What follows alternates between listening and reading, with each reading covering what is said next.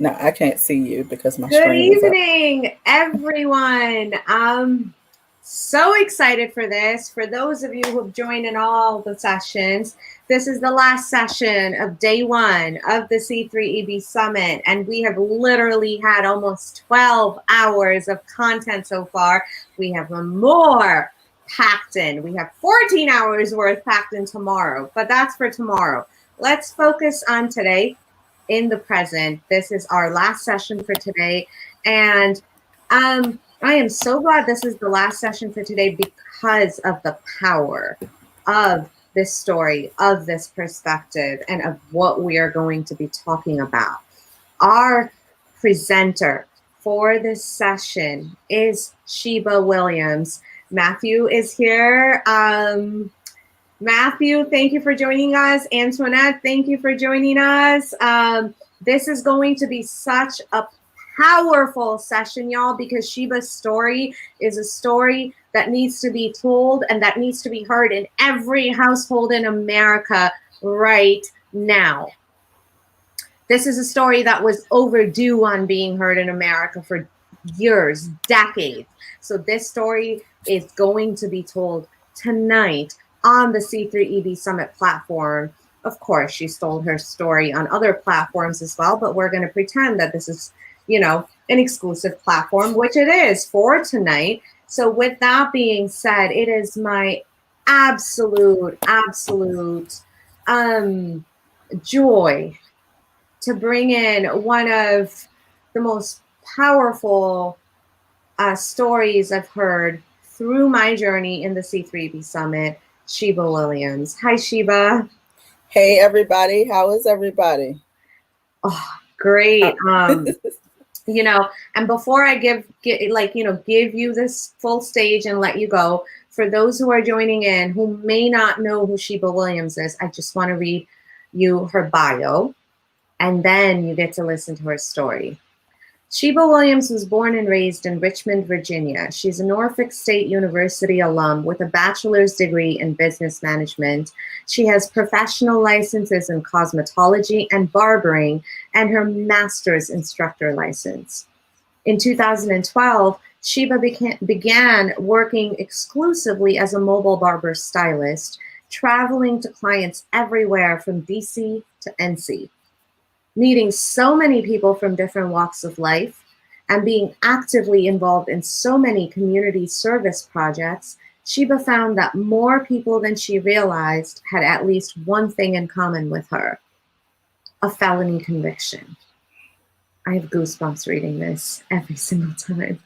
Sorry about that. I'm getting really emotional. Her passion for helping others be more than a conviction, to be more than a conviction, led her to starting a nonprofit, NoLefTurns, Inc., in 2016. I'm trying not to cry. The organization was born to be a support system for those with justice and court involvement, but quickly evolved into a day-to-day fight for removing the policies and stigmas around a past conviction. So really what Sheba fights for is equity and belongingness for first-class citizens who are treated as second-hand citizens because of a label. And man, that resonates so deeply on so many levels, not in the, outside of the conviction, just across the space in so many other ways too. So Sheba, touch as many lives as you can in this. The stage is yours, lady. Thank you. All right. Thank you. I don't remember life much before I was 10 years old, but I know I had a great childhood. I come from a two-parent household. Both my mother and father worked in the school system. I woke up one morning when I was in the 5th grade. My sister and I were in the house alone. My parents were nowhere to be found. My grandparents came later that day, and we found out that our parents were both incarcerated. My mom ended up doing about 6 months. My dad did 19 and a half years. That was my first touch with the justice system, or what we call the criminal legal system, because we all know there is no justice. As life grew on, my sister and I were tasked with continuing life without our father, and being separated a lot of times from my mother. I kept my head on straight. My mom always told us that education was the key. So I stuck to school. My sister stuck to school. She went to the military. I graduated top of my class in high school and went straight to college. I was a Norfolk State University student, and I ended up leaving after the first year because I got pregnant with my oldest daughter. I needed to be back home, so I went back to Richmond. And at that point, I started working odd jobs because, I needed to take care of family, and I had all of these plans and dreams and aspirations. I've always been a go getter, always been a person who has been about like getting things done. So I was a mom. I went to school full time. I hated VCU. Not because it wasn't a great school, but because it was so close to home that I didn't feel like I was getting the college experience. So I worked all these odd jobs in between, time before I could go back to Norfolk State. I ended up working at this dealership, in the body shop. I was hired to help the assistant, which was really weird. I was the only Black person who worked there, and I was treated as such. You know, I would only greet people who would come in and answer phones. I wouldn't handle any currency. I could only do the bare minimum, but I was there to support, right? So I ended up getting laid off about a year and a half after I started this job. And 2 years later, I had ended up returning back to school. I had two more kids. So I was a mother of three who were all under the age of 4 in 2003. I was crazy, right? I decided to go back to school full time and tug these kids along with me. I went to school. I got a job at a local hospital down in Norfolk where I worked. I worked nights. I worked from 7 p.m. to 7:23 a.m., not a minute after. I would get off of work, would rush to daycare to get my kids. I get them home, feed them breakfast, get them on their respective buses, and then I would rush back to across town to school. I go to school from like 9 a.m. to 3 p.m. every day. It was just a rush. It was a lot. And no, I never slept. It was just no time for sleep. So one day I was at home. I remember just getting off work. We had a million babies be born that night. It was delivery after delivery, so I never got a chance to take a break. I was dead tired. I had just gotten the kids, ready to get on the school bus, and we got a knock at their door. It was Norfolk police. They put me in handcuffs. They took my kids away until someone could come to Norfolk because I didn't have any family there. Could come to Norfolk to get the kids from CPS. I was ultimately released. I had never committed an offense before, so I was released on my own recognizance, and I was able to leave. And I had to report to court in Henrico, Virginia, a month later. I went to court. I was assigned a court appointed attorney. He was the worst. Like, he was the absolute worst. I couldn't get him on the phone. I left message after message. I asked him to call witnesses. He didn't call one single witness. I showed up for court one day for my trial, and he was there. I had a co-defendant. He didn't advise me to not have a co-defendant. He didn't say you should sever your cases because this is absolutely ridiculous. We sat through court for 3 days. I was the only Black person in the courtroom for 3 days. And at the end of it all, I was wrongfully convicted of a charge of embezzlement. My co-defendant, who was my old co-worker, had previously had a fraud charge, but she was given an opportunity to work in this body shop. She handled all of the cash. She had been there about 6 years before I got there. She had been there for the entire time after I had left 2 years later. She had stolen upwards of $50,000. I was charged with the offense of embezzlement for each receipt that I signed for, a total of $5,662. I didn't find this out until years later when I was assigned to a probation officer, and she pulled me in her office one day and said, "What are you doing? What are you doing with their life?" And I said, "I am paying the bare minimum because I am pissed. I don't feel like I should be paying this money, and I just don't want to do it. I'm pissed. I am in this situation." And she said, You could have gone to jail. She was like, but I really need you to get off of my caseload because you don't do anything that warrants supervision. You go to work, you go to school, you don't smoke, you don't drink, you don't party, you don't get in any trouble. I need you to get off of my caseload. And genius me said, well, take me off of your caseload. So that wasn't how that worked. She said, you have to finish paying all of your restitution in order to get off of my caseload. So I made a call to the insurance company and I asked them what my balance was. Remember, my balance was $5,662. So I gave him the case number and he said, you owe 51,000 and some ridiculous number. And I almost passed out. I was like, no, you must have the wrong case. That's impossible.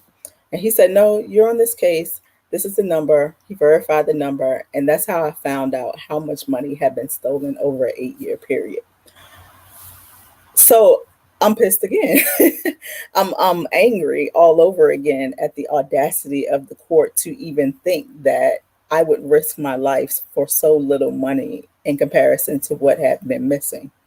Um, I ultimately ended up being released from probation and graduated from college. I ended up staying at my job. I made good money. I had worked my way up the ranks. I trained everybody in the department. I trained everybody in 2 other departments. And my manager said, we really need you to stay here for a management position. When the time came to be manager, the job decided to do a second background check and my conviction came up. Now, even though I had been hired prior to getting the conviction, and my first application I did not lie on because I was not a convicted felon, they immediately fired me. It did not matter that I had wasted like 9 years working for this job, coming in 12-hour shifts, sometimes 16-hour shifts. I worked day shift, I worked evening shift, I worked night shift. I came in on my days off. I was on call at 3 in the morning when they needed support with a baby being born. Um, they called on me for all kinds of things. I risked all of my family time. My mom was diagnosed with colon cancer in 2009. I did not take a day off to be with her when she was ill. I still had 12 hours in the day to drive back and forth to Richmond. So I was basically killing myself for this job. But I didn't miss a day. I worked 11, 12-hour shifts straight at one point, and none of that mattered. All that mattered was I had a conviction that had nothing to do with the job, and they let me go as if none of that mattered. So I'm pissed again. um, but I have 3 kids, and I needed to get to work. So what ended up happening was I started working for myself as a barber. I put myself through school, and I started working in a shop with gentlemen who said, hey, you're doing cosmetology, but you're in here in a barber shop. Why don't you learn how to cut hair? And that's how my barbering career started. Um, I worked in the shop, but a lot of ladies were uncomfortable because I was the only female in there. So I started traveling. I started meeting all these people. And, barbers are like therapists. So we had all these conversations, and I found out that so many people had been impacted by mass incarceration in these systems. And I started brainstorming and saying something has to be done. Something has to change because you lose so many things. This is how I came to start NoLefTurns. This is how I got into this position to talk about second chances for equity and belongingness of first-class citizens. Join me on this journey. There are 6.1 million Americans who are impacted by mass incarceration. Though Black people make up 14.7% of the population, we make up 33% of the prison population. We are disproportionately impacted by carceral systems because the carceral system is rooted in racism. There are 46,000 collateral consequences. Collateral consequences of criminal convictions are the additional civil state penalties mandated by statute that attach to criminal convictions. So you see, you may get convicted and you may be sentenced to 5 years in prison, but that is not the end of the cycle. You are still barred from things like education, housing, employment. You may be barred from having access to certain social service benefits. You may not be able to accompany your child on field trips. You may not be able to go into certain facilities. There are places where you can't visit. There are so many things that you are barred from. If you have a family member that becomes sick, sometimes you are not allowed to be that power of attorney for a person because of a conviction. Collateral consequences follow you long after the sentence ends. They are not part of a direct consequence of a criminal conviction. They are further civil actions by the state that are triggered as a consequence of a conviction. That makes your conviction go on forever. Voter disenfranchisement. I apologize. Voter disenfranchisement is one of the huge pieces of right that you lose when you have a conviction. A record number of Black people have lost their right to vote due to a past conviction. In our state, you can only get your right to vote back after getting clearance from the governor. And it depends on who the governor is at the time, whether or not you will get that right back. For a long time, probably up until about 2013, we weren't allowed to get voter rights back then. It was up to the decision of a governor. My rights were restored in 2013. So I was on the campaign trail for Barack Obama. I went to different events. My kids helped door knock and call and do different things. But when it came time for the election, I was not allowed to cast my vote. I was pushed out of a system that was rooted in racism and started not because of a public safety issue. It was started because Black people were never supposed to be a whole human being. You lose the right to certain types of employment when you have a conviction. You may be self-employed, and just like we saw with the very recent PPE issue, if you had certain convictions, you didn't qualify for a government bailout if you had taken and built a business of your own. There are so many employment opportunities that people are disbarred from. And guess what? It is the right of the employer to ask about a criminal conviction on your background, but it is not a mandate. It is the choice of each employer to determine whether or not they will utilize a background check to determine whether or not you are hired at their place of business. You're also pushed out of certain opportunities for professional license like my own. I have a barber's license, but when I went to pay for my barber's license, I was allowed to pay the fee for the cost for the test. I was allowed to pay the fee for the actual license. And then when it came time to actually be granted my license, I was told that I would have to go through an informal fact-finding hearing. My charge is 16 years old. I had to wait 16 months for my license to be approved by the Department of Professional Occupational Regulations here in Virginia because they go back 20 years on your background. The crazy thing about it is, in Department of Corrections here, Virginia spends millions of dollars training people in different trades to supposedly be ready for reentry. We have the world-class barbering program. But if you come home, you still have to answer the question on your background and account for the past 20 years in order to be considered for your license. It can also be denied based on your conviction. So there are so many employment opportunities that are denied for people who have past records. We say in America that we are a nation of second chances, but we eliminate those options for people at every turn. We try to make sure that people are rooted in poverty, and this is a very real piece of the employment opportunities lost. Housing is a huge barrier that people are denied based on a background. There's only one housing application that does not ask about a past criminal background, and that is your mortgage application.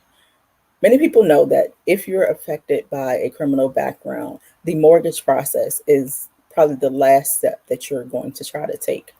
Rental applications ask about a background, and again, it is voluntary. It's not mandated by people who are landlords and housing managers.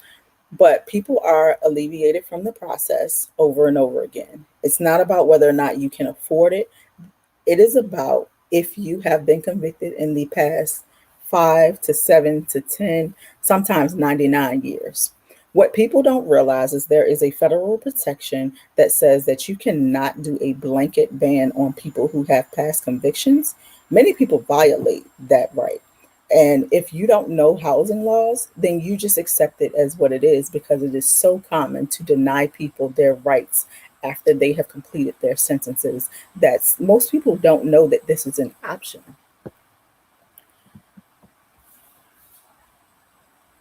We as people who have been through the criminal legal and juvenile legal systems are the same as you. I am your neighbor. I am your sister. I am a person who is worthy of being treated like someone who deserves a second chance. I may have done wrong in the past. I may have a conviction that I am not proud of, but I should not be penalized for that conviction for the rest of my life. At NoLefTurns, we work really hard to make sure that people have the option to be proud of who they are, to be better than a conviction, and to be viewed as more than a person who has a past. Everybody is valuable to me. I want to make sure that everyone is valuable to you. Please take the time to take the pledge for real chances at dignity after convictions on my website or at this bit.ly link at the bottom. It is http://bit.ly/4dignity. We are asking that all housing applications eliminate the question around a background check on applications. We're asking that employers limit their questions about a background check to specifics to that job. We're asking for people to look at someone and say they are my neighbor and not just say they are someone who had a crime committed in the past. Thank you for the time. I appreciate you all.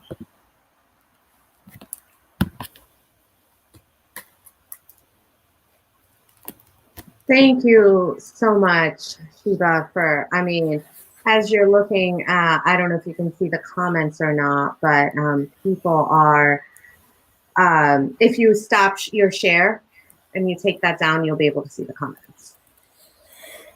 All right, y'all. Yeah, let's do this. I've heard you speak. I've heard you speak about this on a few things. And there is a part of me that every time you bring this up, there is a part of me that's hugely shocked,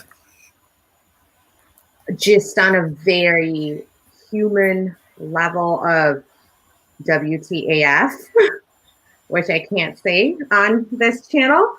But I also, there is this overarching sentiment that a lot of people don't actually realize that this is the reality for certain segments of our population because, and only because, of what they look like. Mm-hmm. So we have to think about this. Black communities, brown communities, don't have a problem with black on black crime. That is a fabrication. White people kill their counterparts. People kill, people harm, people hurt those who they're closest to. But there's a focus on black crime. There's also a focus because there is over policing, there's over sentencing, there is overcharging. We have to think about the proximity of police to a problem.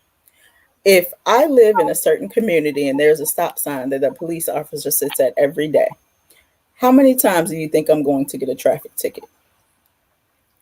Now, if I move to another community and there is no police officer to sit there, how many times do you think I'm going to get a traffic ticket?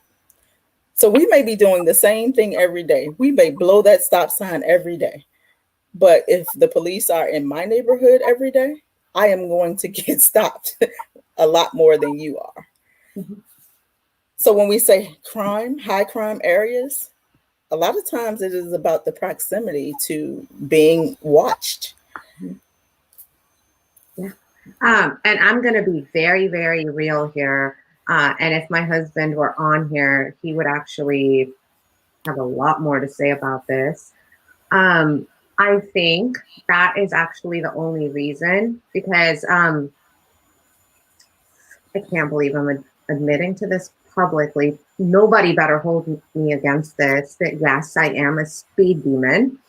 And I and I'll pay attention to stop signs in like really, really busy areas. Yeah, that's about it. But I think I actually think what you just said is why I've never gotten into serious trouble. And it wasn't that I was pulled over and then somebody let me go. I wasn't even pulled over because there was nobody there to watch, and I knew that, Mm-hmm. you know. And I think a lot of people, and the reason I'm bringing that up, which if anybody's watching this and you are a police officer, I promise I never speed. Never, ever, ever, not even a little. And especially if my dad's watching this, Dad, I never speed. But I think a lot of people, you know, they are comfortable operating in this myth that if people are getting sort of pulled over or called out for whatever, it is because they're actually breaking the law, and it's because they're actually in the wrong. Matthew, stop it. They're actually in the wrong and all of that. But you know, I don't think a lot of people realize that it has to do with personnel placement. It has to do with how much you are actually watched, even when you don't realize you're being watched or not. So thank you so much for bringing that up. What I want to focus on is, out of all of this, out of your story, I really want to focus on NoLefTurns, for a minute. You have created, you are one of the pillars of the community in Virginia. I have seen so much about your services in the past few months. I've seen you everywhere doing everything, COVID relief, just really serving people in the ways that they need to be served. So you were able to build NoLefTurns and everything that you do out of this story of completely disproportionate, inequitable treatment that makes no sense. What drives you to do that? Outside of your story, of course, but. Well, so it actually isn't about my story. I was resilient. Like I pushed forward, and I was okay with everything. It was not until my husband, who is my husband now, he went to prison at the age of 15. He was tried as an adult. He did 18 years. He did 18 and a half years before he was 36 years old. So in 2012, when he was released from Virginia Department of Corrections, he and I moved back to Richmond. He and I moved in together. We put in like over 1,000 job applications, didn't get one single call back.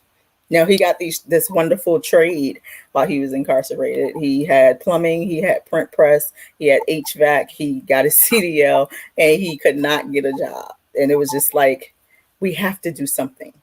We have to do something for other people. And that's how it started. So I was pissed.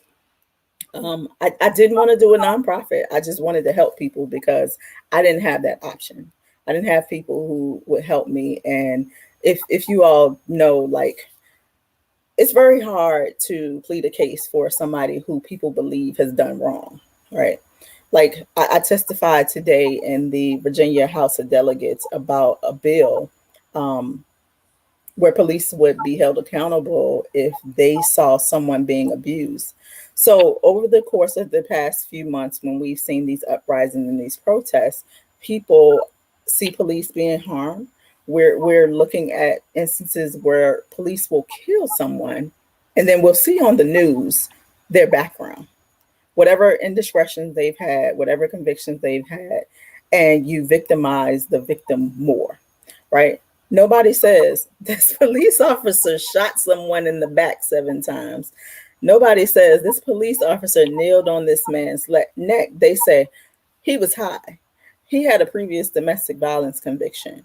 And that is complete ridiculousness. So I was motivated to make changes for other people. I was okay. But I could not stand around and see my friends, my family, my community continually suffer from a background. You know, you cannot be the worst thing that you've ever done in your life for the rest of your life. It's reminiscent of double jeopardy. Like, we don't allow the court to take somebody and try them twice. But with the background check, we make them relive this crime over and over and over and over and over again. And it is never enough. Society wants you to do your time for a crime. They want you to listen to a judge and or jury and let that judge and jury make a decision about what is sufficient time for whatever crime that you've been convicted of, whether you're guilty or innocent. Because if you're poor, and it's about class, it's not about race, it's about class. We're more disproportionately impacted as Black and brown people, but it is about people who are living in poverty. Those are the people who are targeted the most in the criminal legal systems, in the juvenile legal systems. So we say this judge and jury can make a decision about what is sufficient, and they say 5 years, pay $500, do parole or probation for 2 years, and that's it.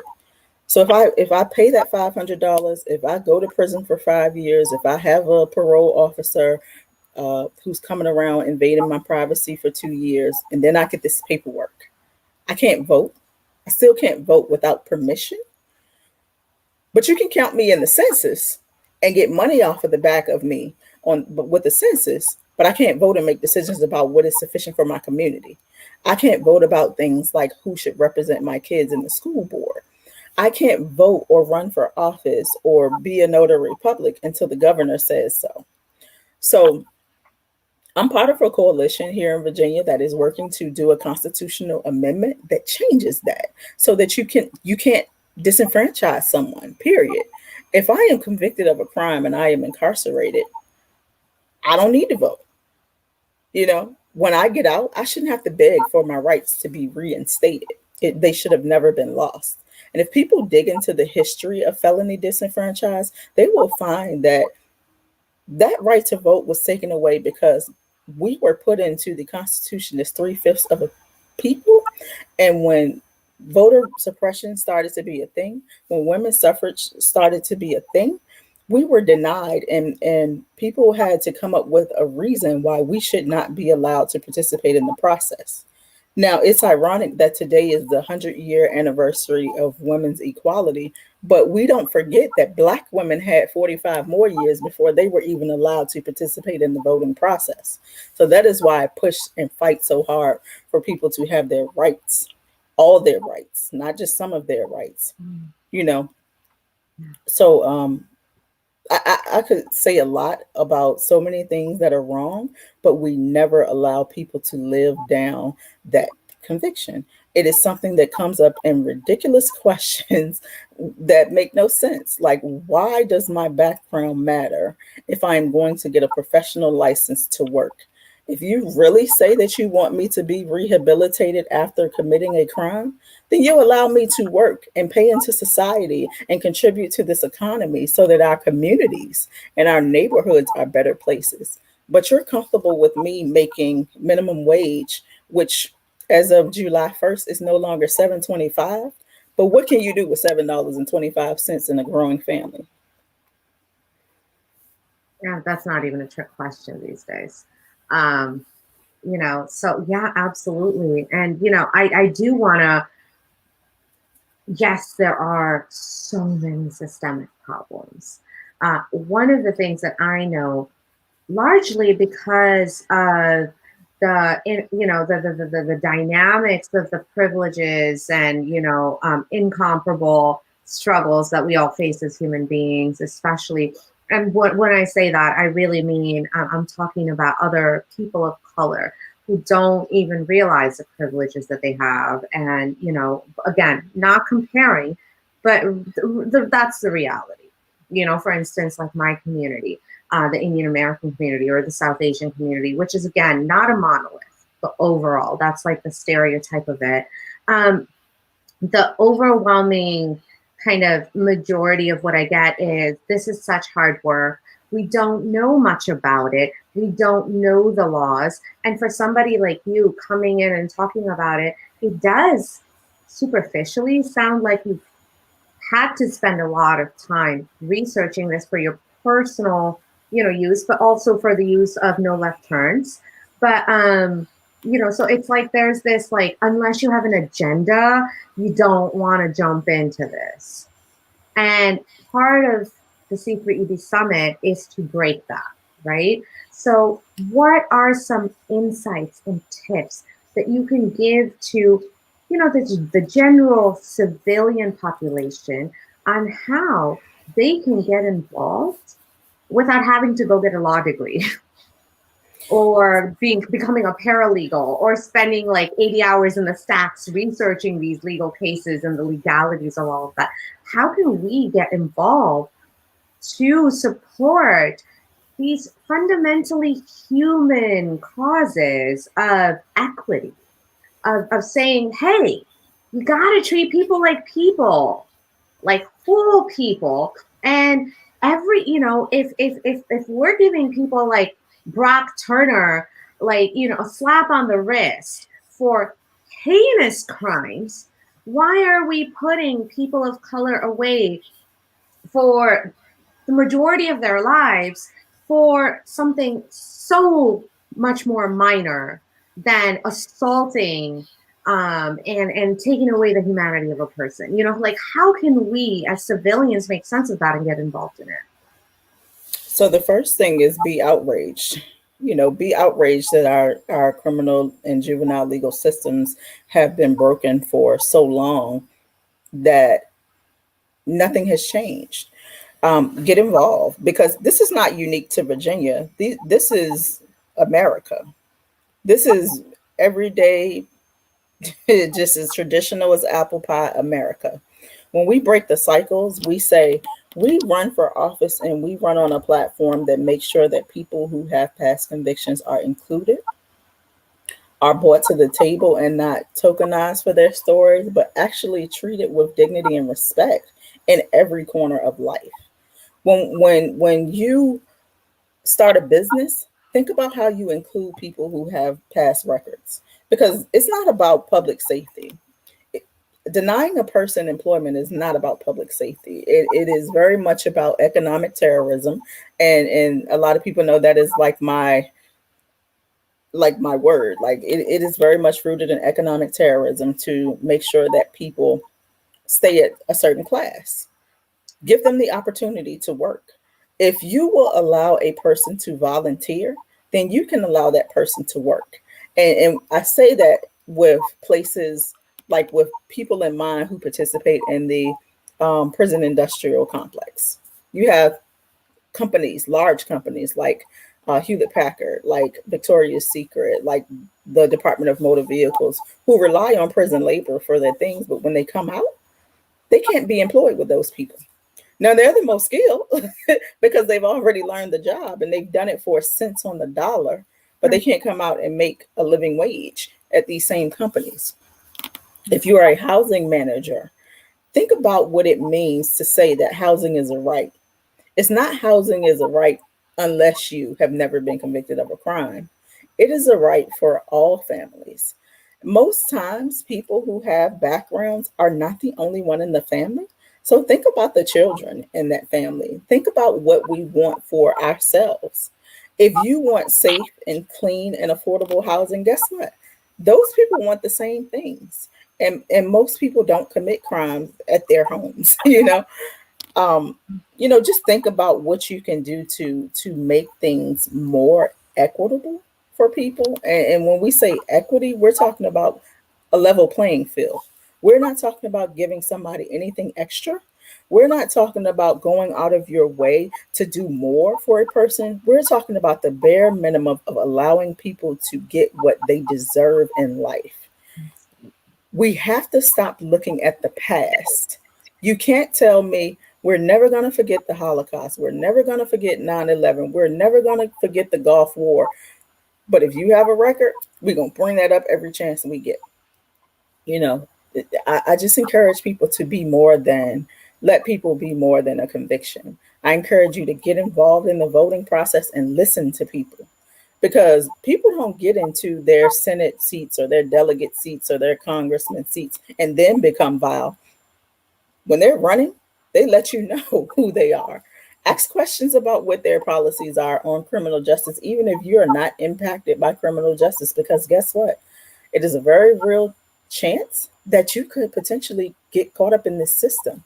And it only takes one time. Only takes one time. You have to get life right every single day in order to avoid this system. And if you get it wrong once, it haunts you forever. We have to change that forever felony. That is just something that it can't just be people who have been impacted by it, because everybody isn't as resilient as I am. It has to be a neighbor taking care of a neighbor, a community taking care of a community, and people looking out for one another to say that we want everybody to thrive and be better. We want everybody to have generational wealth. We want everybody to be able to have the peace of mind to say, I made a mistake. I got caught. You didn't.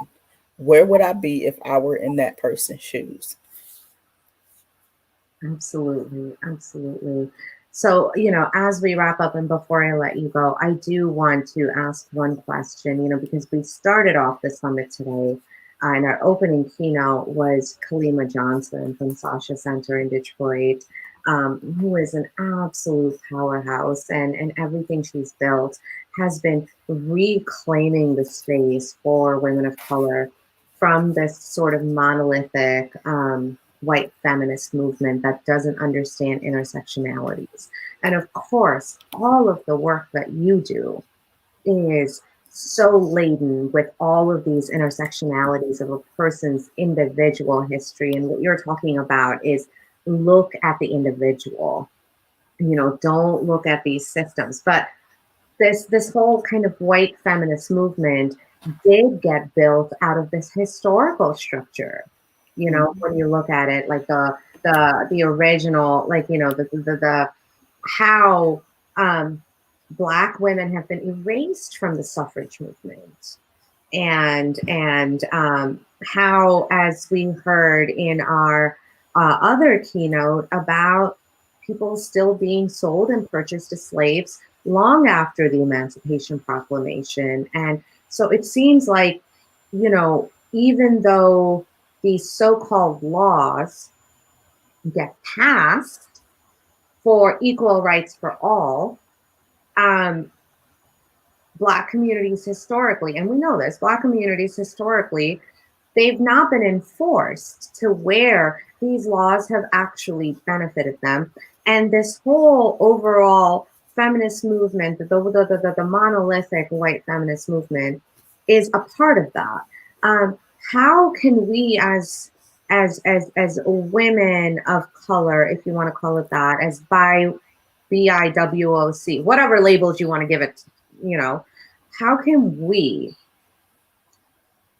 lean into that intersectionality and say, hey, no, this is far more nuanced, and this is not okay, and we need to do better. So I want to caution you and caution everybody else to not put the burden on women of color. We do it all. We are expected to be perfect. We are expected to cook, clean, run the business, run the household, manage the kids' schedule, teach people how to treat us, teach people how to be anti-racist, teach, everybody in the community to do everything that we have been silently standing by doing. So I encourage people to stop putting the heavy lift on women of color, of Black people, of brown people, and just take initiative to be human. Like it doesn't take a whole lot to understand when you're doing wrong. It doesn't take a whole lot to look at a person and say, how can I make their day better? Just how can I treat a person with humanity? But if we're going to be intentional about making change, we have to get down and dirty and look at history and look at what was absolutely wrong in history and how to be better going forward.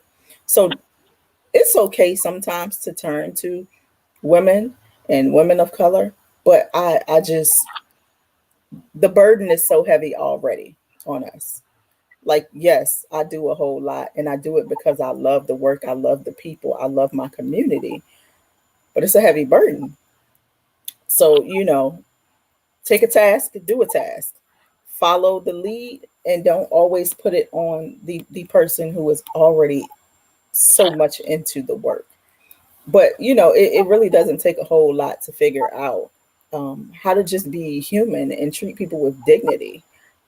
Because if you look at what you want for your kids, you have to look at what you may want for your neighbor or your coworker or that person at the light. Because what we have to keep in the back of our minds at all times is everybody has a story. Everybody has gone through something. What is it that we can do today to make sure that we are not burdening a person further? And I'm talking about in every capacity of life. I'm talking about in laws. When we look at these laws and we look at these laws and we know that they are ridiculous, we should have common sense enough to know that this will harm somebody. You know, I've been a victim, I've been a survivor just as much as I have been the perpetrator of wrong. So I look at things from both lenses at all times. And there are times when I want to spaz out and go crazy because things drive me crazy. But I always stop myself and say, what if this were my child that I'm perpetuating this harm onto? I encourage people to take that route and look at everything with being in someone else's shoes before you decide to make a decision that may ruin someone else's life. Because trust me, people don't just come out here and say, I'm committing crime for the hell of it. There are root causes that lead to a whole lot of crime, and a whole lot of things can be alleviated if resources are readily available and spread out as equitably as possible. Um, so that's my thoughts on that. That was beautiful. And that and I realized, me, I knew that was a leading question, but I really, really, I think a lot of people needed to hear that.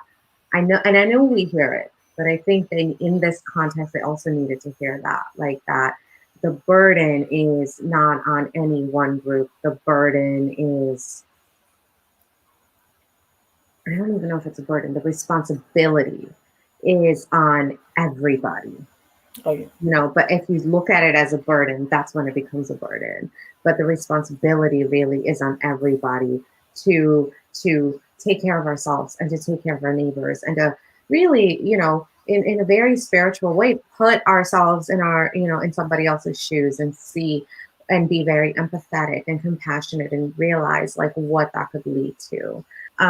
So thank you for answering that. Last question. For those who are doing this work like you, or who want to get into this, obviously this is never ending. And obviously it is very emotionally taxing.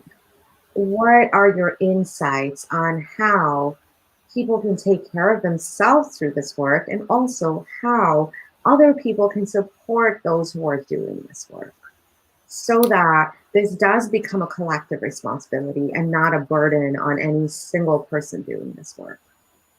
Um, get a team, get a truth teller on your team, get a comedian on your team, get someone who is a chef on your team, and get someone who loves everybody no matter what. Um, there are times when, and I keep a very small circle, and it's not necessarily intentional. It's because I just don't have time. um, they uplift me when I just don't feel like I can go on further. I take my Sundays and I shut down. Self-care is very important, especially in this work. Justice work is hard. It's not a cute thing where you have smiling face and kids and saying, we have puppies and donate your life savings because we have these cute pictures. It is very real trauma filled, trauma sharing from other people's experiences. So take time to take care of you first, because you can't pour from an empty cup. And for people who want to get involved, make sure that you are doing it from a place where you are committed to staying in the fight. And you don't have to do the hard lift. You don't have to do, you can do research. You can be a person who advocates for employers to hire people who don't have records, just picking up the phone and saying, hey, we're just trying to identify some partners who hire people who, have some history. Housing, the same thing. You may be a policy person. Go to your legislators and talk to them about what it means to have a record and how things can be changed moving forward. Because this is a pivotal time for change. People in America are coming to the reckoning beacon of light that says that we have done wrong for centuries. And this is the time to make change. This is a very pivotal moment. And it is unfortunate that it took so much. It is unfortunate that it continues while we're fighting against police violence and state sanctioned violence, but this is the time. So jump in, make coalitions, get teams of people who are doing this work. Don't take on the burden of everything alone because it is hard. Be intentional about what you're doing when you get into this. Know when it's too much and know when to step back. And that's where your circle comes in. Get people who care about you for you in spite of the work. Get people who aren't in this work to say, hey, it's time to take a vacation. Let's go. You know, so people really want to get involved in justice work. Start speaking to your legislators. Do things that are comfortable for you. Use your skill to, move things forward. And it can be things like artists. Like I have artists who sell their artwork and donate money. I have artists who go into juvenile facilities and mentor the kids. Everybody has a niche in this, and it may not be my lane, but make sure that you're committed to it when you get into it, because this is a situation that requires commitment and time and being in it for the long haul. So this is not about an action here and a disconnected action on something else. This is about doing, even if they're small things, doing things every day to make progress, as you said, in your lane, with your skill set and within your comfort level, So thank you so much for all of this, Sheba. And again, I wanted to really, I know these are obvious questions for you, but I wanted to use this platform to have you articulate on these very obvious questions so that we have this incredible foundation set of, listen, all of us as human beings can contribute to the equity and belongingness of other human beings, because that is what this justice work is about at the end of the day, is contributing our efforts and our skills to the equity and belongingness of another fellow human being. That's it. Yeah.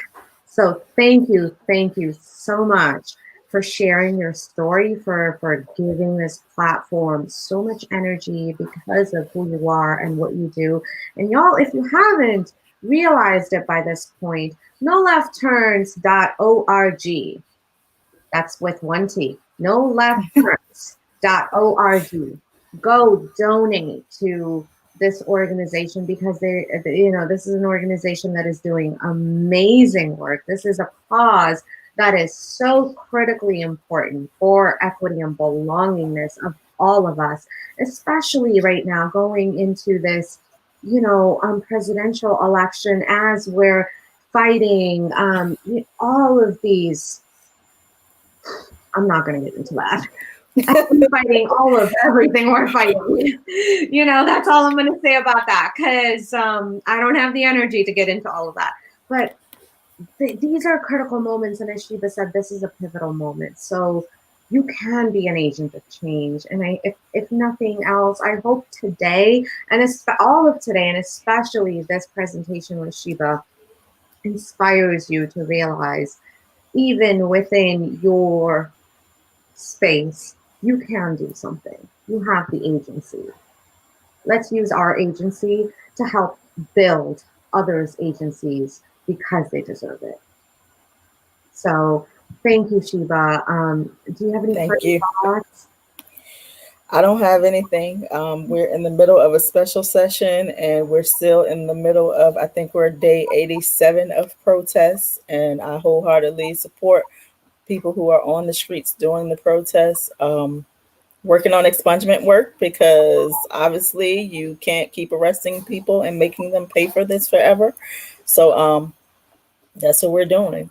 Just get involved where you're comfortable, and I appreciate everybody. Absolutely. And I covered my face because,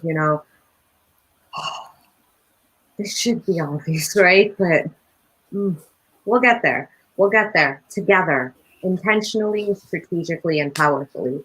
When we act together, we will get there. So that is a hope that I have. So thank you. Thank you again, Sheba. And thank you to all of our listeners and viewers who have joined in live or who are going to be watching this later. Please drop your questions and I'll make sure they get to Sheba and that she'll answer them either in a future live or blog post, or I don't know, we'll figure it out. But that's about it for all of us here. And this is the conclusion of day 1 of the C3ED Summit. And I hope all of you have had an incredibly amazing time today. I know I did. I have so many insights. I need to process them. I'm supposed to do these closing remarks today. Ain't gonna happen. I need to process it. So I'll do my closing remarks as opening remarks tomorrow, because that's how I roll. All right.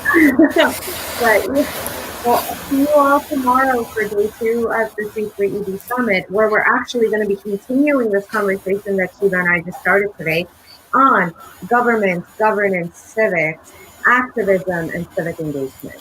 That's our theme for tomorrow. So it's perfectly amazing that we're closing with this tonight. On that note, good night, everybody. All right. See y'all tomorrow.